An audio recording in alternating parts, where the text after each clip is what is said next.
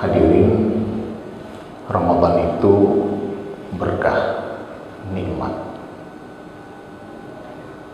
Tapi ada hal yang perlu kita catat, bahwa Allah Subhanahu wa Ta'ala memberikan kepada kita itu kebaikan berupa peluang. Jadi tidak diberikan langsung kita menjadi baik, tidak, tapi diberikan kita sebuah peluang, kesempatan. Kalau kita ambil, kita menjadi lebih baik. Maka nikmat apapun, saat kita tidak tangkap peluangnya, maka kita tidak dapat apa-apa. Begitu juga dengan Ramadan.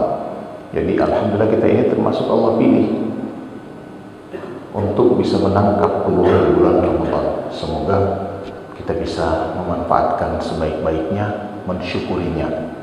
Syukur itu paling tidak, syukur ya, termasuk mensyukuri Ramadan, paling tidak akan membuat kita bisa mendapatkan 3 hal. Yang pertama, syukur itu bisa mempertahankan nikmat. Nikmat apa saja? Saat kita punya nikmat kesehatan, nikmat harta, nikmat jabatan, atau nikmat yang bersifat ukhrawi. Kita ini punya sifat apa? Nikmat-nikmat ukhrawi. Nikmat yang terbesar adalah kita bisa menjadi orang yang beriman. Kita bisa menjadi seorang muslim. Itu nikmat terbesar. Karena iman itu kalau dalam angka, itu angka 1. Seluruh ibadah apapun itu angka 0. Bila angka 0 kita tulis sepanjang dari sini sampai Jakarta, tapi tidak ada angka 1 di depannya, maka angka 0 itu tidak punya arti apa-apa. Tapi begitu kita taruh 1 di depan, maka dia akan berarti 1 triliun dan seterusnya. Begitu juga dengan semua amal kita tanpa iman, maka dia tidak ada arti apa-apa.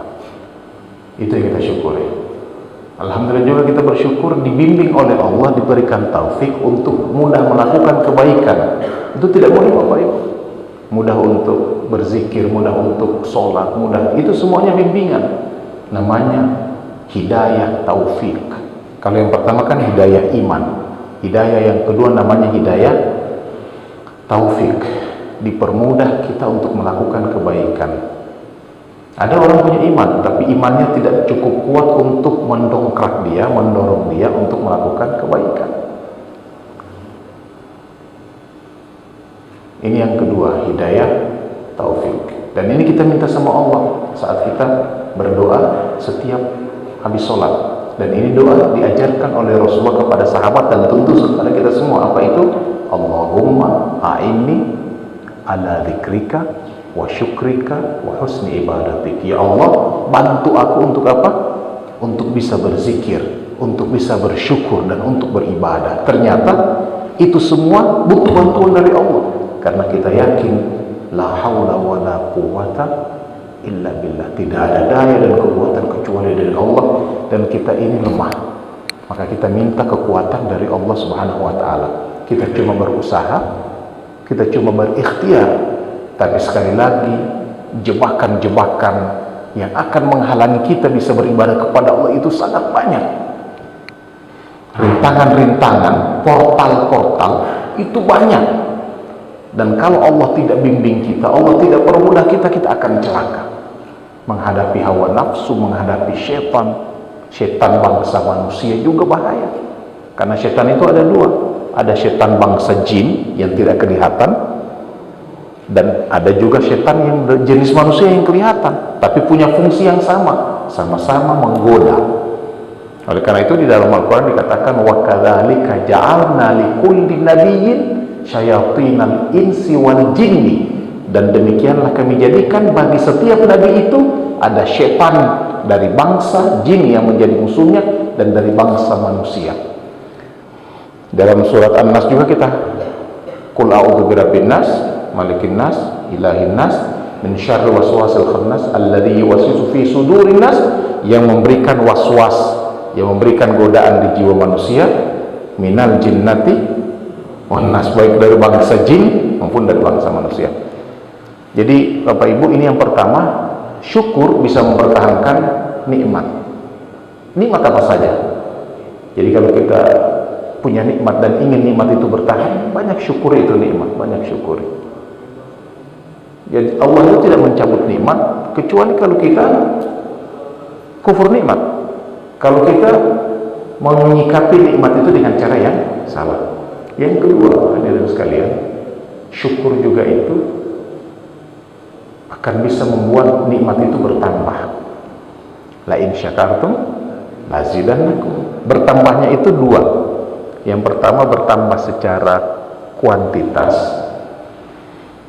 Contohnya, kita hari ini punya motor satu, kita syukuri. Insya Allah mudah-mudahan besoknya bisa punya 2 motor. Kita syukuri bisa punya 3 motor. Tapi kadang tidak ditambah kuantitasnya, tapi yang ditambah kualitas. Hari ini kita punya motor, kita berdoa, kita bersyukur, nggak taunya ditambah, bukan motornya yang ditambah, motornya hilang tapi diganti dengan mobil. Itu namanya kualitas. Termasuk anak-anak, kita syukuri anak-anak kita, mungkin anak tidak ditambah tapi kualitas anak menjadi lebih bagus. Begitu juga istri. Jadi ada orang bertanya, Ustaz, kalau saya bersyukur punya istri, kira-kira istri bisa ditambah atau tidak? Ditambah kualitasnya, walaupun tidak menutup kemungkinan juga ditambah kuantitasnya. Tapi yang paling kita harapkan ini adalah kualitas. Nah, dan yang terakhir, syukur juga itu bisa membuat nikmat itu berkah. Karena nikmat kalau tidak berkah, dia akan mendatangkan bahaya. Apalagi kalau dia dunia. Nikmat apa saja. Punya anak tidak berkah, bikin pusing. Anak tidak berkah, bikin celaka orang tua. Begitu juga istri, kalau tidak disyukuri malah bisa bikin, kalau tidak berkah bisa bikin celaka, stres di rumah. Masuk di dalam rumah rasa ada neraka di dalam rumah karena tidak berkah. Begitu juga dengan harta kita, begitu juga dengan apapun itu bisa bikin celaka kalau tidak berkah. Nah, hadirin, ini pembukaan kita, mukaddimah. Kita ingin membahas takwa ini panjang karena tujuan hidup kita terakhir adalah takwa nanti. Coba mari kita lihat, semua ibadah ujung-ujungnya adalah bagaimana kita bisa menjadi orang bertakwa. Semua ibadah. Dalam surat Al-Baqarah, ya ayyuhan nas u'budu rabbakumul ladzi khalaqakum wal ladzina min qablikum la'allakum tattaqun. Wahai manusia, u'budu, beribadalah kepada Tuhanmu. Dalam awal-awal surat Al-Baqarah, ya, di awal surat Al-Baqarah, lembaran, kalau Al-Baqarah itu kan ada alif lam mim, lembaran pertama, terus setelah itu lembaran ketiga. Di ain itu pas wa'budu rabbakum, beribadah kepada Tuhanmu, alladzi khalaqakum, yang menciptakan kamu, la'allakum, tujuannya agar kalian bertakwa. Jadi tujuan utama, tujuan umum ibadah kita ini, semua ibadah target-targetnya adalah bagaimana bisa jadi pribadi yang bertakwa. Lalu secara spesifik, secara lebih khusus, Allah rinci bagaimana ibadah itu bisa menjadikan orang bertakwa. Tujuan, ya tadi sudah disampaikan, ya ayyuhalladzina amanu kutiba alaikumus siyam, diwajibkan kepada kalian berpuasa. Itu ibadah mahdhah, ibadah ritual, ibadah murni.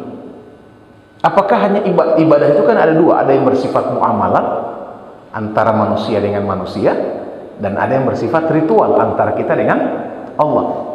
Apakah hanya ibadah mahdhah, zikir, baca Quran, sholat, itu yang tujuannya adalah takwa? Tidak, ternyata juga ibadah muamalat. Ayat sebelumnya dalam surat Al-Baqarah, satu lembar sebelumnya, itu Allah berfirman, ya ayyuhalladzina amanu kutiba alaikumul qisasu, diwajibkan kepada kalian hukum pidana qisas. Itu kewajiban dalam hukum pidana Islam. Bagi orang yang membunuh, maka hukumannya itu adalah dilakukan qisas. Tujuannya apa? walakum fil qisasi ibratun ya ulil albabi la'allakum tattaqun. Dan di dalam hukum pidana itu, ini kan bukan hubungan kita dengan Allah, tapi hubungan hukum manusia dengan manusia. Dan di dalam kisos itu ibratun, ada ibrah, ada pelajaran, la'allakum tattaqun, agar kalian bertakwa. Jadi ini tujuan utama. Dan ini Allah wasiatkan bukan cuma kepada Nabi Muhammad, tapi kepada nabi-nabi sebelumnya. Nah hadirin,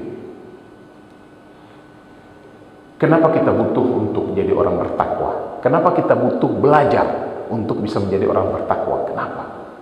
Kenapa kita butuh mempersiapkan diri untuk itu? Kenapa kita butuh ilmu agama? Kira-kira seperti itu. Hadirin, kebutuhan manusia itu berbeda-beda, bertingkat-tingkat. Dan manusia akan memenuhi itu tergantung tingkat urgensinya, tingkat kebutuhannya. Dan itu biasanya ditentukan oleh dua hal. Yang pertama, soal hayanya, kalau tidak dipenuhi itu kebutuhan. Dan yang kedua, waktunya, kalau ditunda masih bisa enggak? Contoh, makanan, kita butuh makan, minum, dan juga butuh untuk menyingkap. Itu semua kebutuhannya. Kita juga butuh bernafas. Ini semua kebutuhan hidup. Tapi kira-kira tingkat urgensinya mana yang paling bisa ditunda dan mana yang tidak bisa ditunda? Kalau Bapak Ibu makan dan minum, itu kan beda. Kalau kita tidak makan satu hari satu malam, itu masih bisa hidup. Bahkan mungkin bilang mungkin sampai 7 hari 7 malam orang itu masih bisa bertahan hidup. Tapi kira-kira kalau tidak minum, berapa lama orang tidak bisa bertahan hidup? Paling 3 hari, dehidrasi selesai. Peristiwa yang terjadi di Jakarta, mana? Jakarta Timur ya. Satu keluarga yang mereka sepertinya punya ritual. Tidak makan dan minum, tidak tahu sudah berapa hari, ditemukan sudah mati. Karena memang terutama minum. Tapi itu beda. Orang tidak minum itu akan lebih urgen dan lebih bahaya ditunda daripada tidak makan. Sekarang kalau tidak bernafas, berapa lama? Kalau orang tidak bisa bernafas 1 menit 2 menit selesai. Tidak bisa ditunda. Kalau menikah Bapak Ibu, walaupun kebutuhan, tapi orang bisa sampai mati tidak nikah-nikah. Karena kadang-kadang kebutuhan itu dia merasa tidak terlalu butuh. Walaupun bagi orang tertentu, 1 minggu tidak ini selesai, stres. Tingkat kebutuhannya beda-beda. Nah, hadirin, sekarang kita butuh ilmu agama ini untuk apa? Urgen atau tidak? Nah, banyak orang tunda-tunda. Tidak usah belajar ilmu agama. Kita tidak butuh ini, masalah persiapan untuk menuju alam lain. Bapak Ibu, dari sisi urgensinya dulu. Kalau kita tidak mempersiapkan diri untuk agama, kalau kita tidak persiapkan hati kita, jiwa kita, kalau kita tidak jadi orang bertakwa, kira-kira apa yang terjadi? Yang terjadi adalah kita sengsara di akhirat. Yang terjadi adalah kita akan sengsara sesudah kita mati. Itu kan yang terjadi. Orang berpikir, mematikan nanti. Bapak Ibu, kehidupan ini kan kita yakin, kita semua ini akan mati, kita yakin. Dan itu tidak ada orang yang tidak meyakini itu. Semua akan berakhir. Dan dari agama, apapun itu, kecuali yang tidak beragama, meyakini ada sebuah kehidupan sesudah kita mati. Dan Bapak Ibu, itulah kehidupan yang sejati.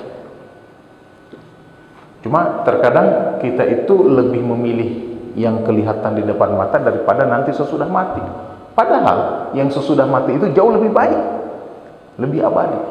Yang sesudah mati itu kata Allah di dalam Al-Quran, khairun wa abaqah, dalam surat Al-A'la, bal tu'thirunal hayatan dunya wal akhiratu khairu wa abqa.